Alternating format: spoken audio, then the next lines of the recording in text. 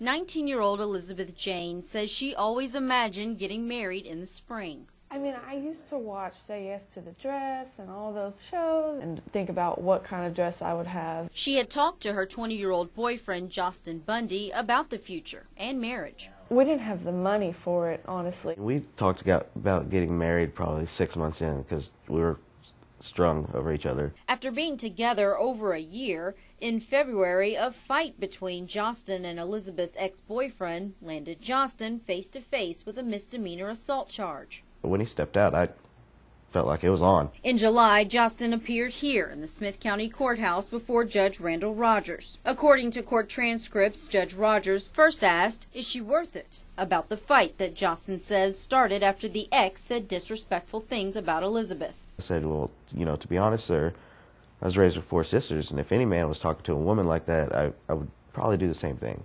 Judge Rogers responded, "One of the provisions to stay on my probation is you're going to have to marry her," meaning Elizabeth, within 30 days. Tie the knot or spend 15 days in jail.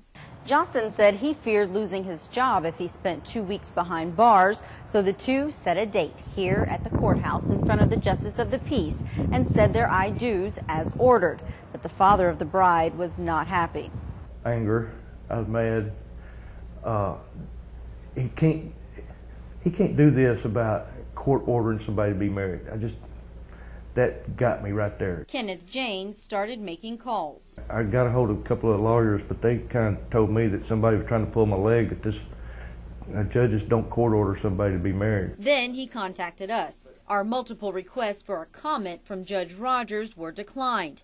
So we asked constitutional law attorney Blake Bailey, is a court order to get married legal? No, you can't offer probation or a marriage.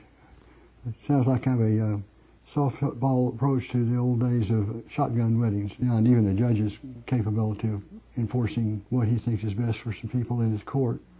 It's an interesting concept, but it's a little funny. I mean, in a sense, it's like, would you like to have a probation or would you like a life sentence? While Justin and Elizabeth say they don't at all regret their marriage vows, they do regret not being able to plan and have control over their special day. Just felt like we weren't going to be able to have the wedding we wanted. It was just going to be kind of pieced together for a minute. I didn't even have a white dress. None of my sisters got to show up.